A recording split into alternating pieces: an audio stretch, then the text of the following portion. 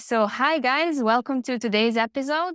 Today we are talking with Jacqueline Walters. She's a kickboxing referee, and we are gonna be talking about how is it to be kickboxing referee and more about that profession. So, hi Jacqueline, thank you for joining us today. Hi, Angelina. I'm so glad to be with you today. Thank you for joining. You're such a legend of your job, of your profession. When I started as a referee, you were kind of like my idol. I was looking up to you so much. I'm a bit of a character. I'm pretty well known, but that's partly because, as it stands right now on the international scene at the world level, I'm the only woman of color that actually gets into the center ring. So I'm kind of easy to remember, but I've worked very hard to accomplish that goal. So. Of course, of course. Can you tell us more about your background in kickboxing and how did you become a referee? Yeah, it's interesting how I got into this because I did not study martial arts as a child or as a young person. I actually didn't start until I was in my 40s. And I did compete. So, what happened is I was working full time in a gym, and a new trainer started, and he was a Muay Thai instructor. So, he was inviting all of the staff to try a class for free. And it was a way for him to get started at that location. And so I said, okay, I'll take a class for free. So halfway through the first class, he said I was doing really well and did I want to continue? So I said, okay. And then from there, I took individual instruction with him for about a year before I started going to classes. I had no intention on actually competing and fighting. But as I said, I did really well. So I was 44 years old when I started taking the lessons. And I had my first fight. I was 46 and I fought until I was 52 and I was four-time Canadian champion. So in Oh, Canada, I'm from Canada. So in Canada, we didn't have a veterans category for women. And so I competed in the senior category. So I was competing against girls that were 20 and 30 years younger than I was and doing well. But as I became an open class athlete, it became evident that I wasn't going to get that many fights. So the next way to continue on into the profession was to go to officiating. So I was actually a fighter and a referee at the same time as an overlap. If I didn't get a fight, then I would referee. And if I anyway, 2010 is when I made it to the World Championships for the very first time, and from there, it's been it's been a long haul, but I'm so glad that I stuck with it and I learned so much and I love being in the ring and I love being a judge and I love the fact that I can be right at the front of the action without having to train. I can eat what I want and no one's allowed to hit me. So it's great. that sounds amazing. It's very inspiring, your story. Thank you, Yeah, thank you. I do like to tell people, because people seem to think that once you get past a certain age, you can't continue to do this, but I'm exactly. 63 years old now, and I love being in the ring. I still train people, and I still, love traveling the world and getting to attend all of these events and to meet other athletes and other officials from around the world. I've made some really, really good close friends. Yeah, yeah. It's a huge inspiration, your story. Can you tell us how do you prepare mentally and physically before officiating a kickboxing match? It must be very different from competing. So what is the main difference there? Yes, I mean, there is a component of fitness that's required. So it's not like training to compete, but certainly we do need to keep ourselves physically active and healthy because when you're in the ring, the last thing you want is for yourself to have any kind of injury. And I've had that happen before where something happened in the ring, but so really there's not the training per se, but I definitely like to look after myself. And I know when I've got a big competition coming up that I try to make sure that I stay healthy. I don't want to get injured because there's traveling and being in the ring as well. But even more important is for any event is to always review the rules, know the rules. We have updates to our rules. And, when you're in the center ring or when you're judging, it's really crucial that you know everything that there is, and we're kept up to date with that, and we have regular testing, and the team, our senior officials that look after us, make sure that we are always on top of our game because we are we are there to make sure the athletes stay safe and are able to compete to the best of their ability. And so that's the main concern is making sure you know your rules and you're Mhm. and professionally prepared. You know, your uniform is ready, you've got everything that you need because when we travel the world, you know, you need to have all your stuff with you. Exactly, exactly. So, how do you stay updated on rule changes and adaptations within the sport? I guess there are some kind of seminars or trainings.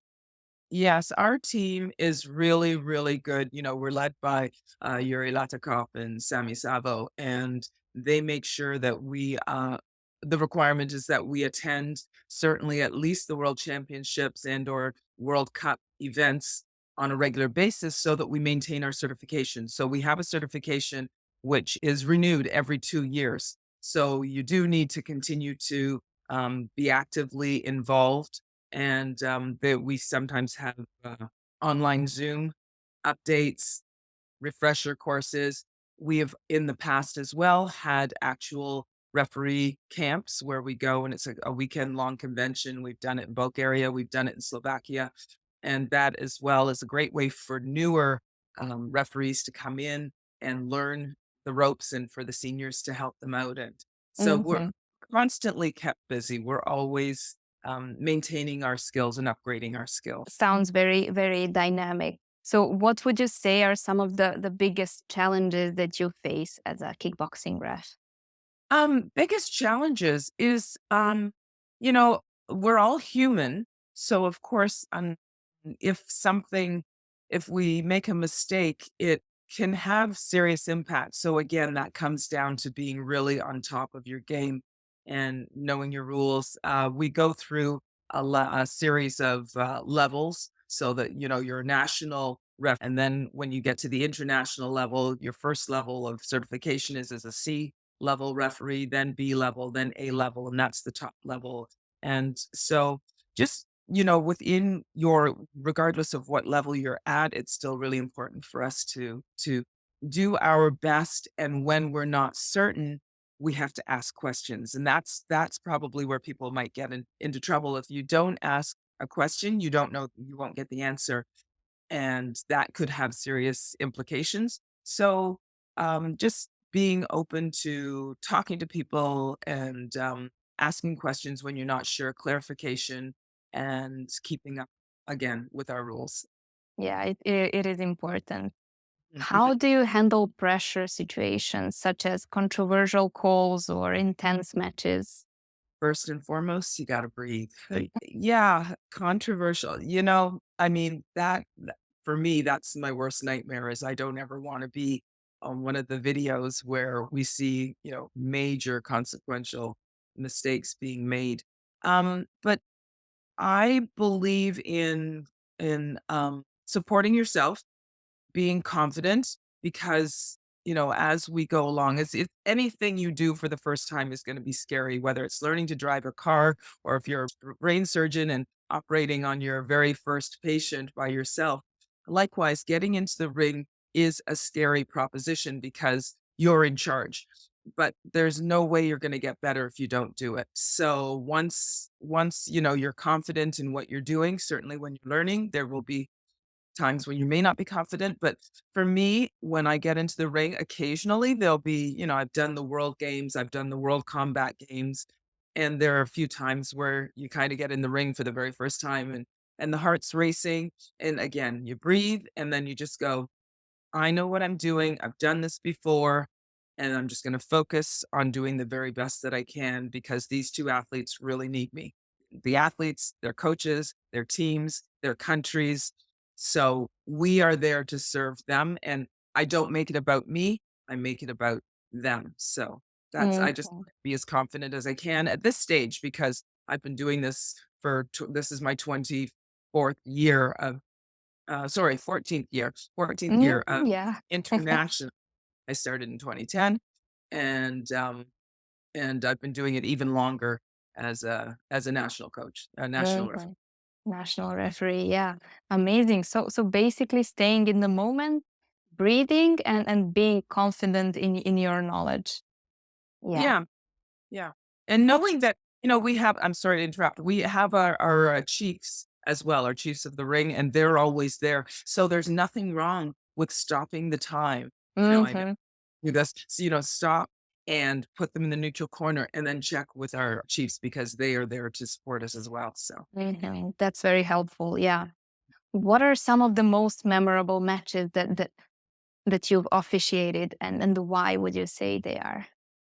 well, certainly being at the World Games in Poland and Alabama was really great because it was like a mini Olympics, and there were all different kinds of sports. The World Combat Games in Saudi Arabia in 2023 was a highlight for me as well, just because of the pomp and circumstance that goes around those games. They're very well put together.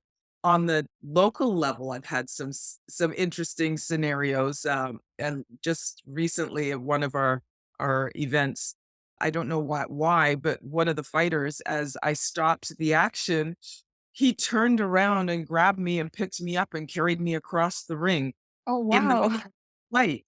It was, the crowd loved it, and, it was surreal experience. I didn't kind of know what to do except that, "Okay, time, don't do that again," and then time, fight. So, so you just never know what's going to happen. That's the Hmm. important sport, right?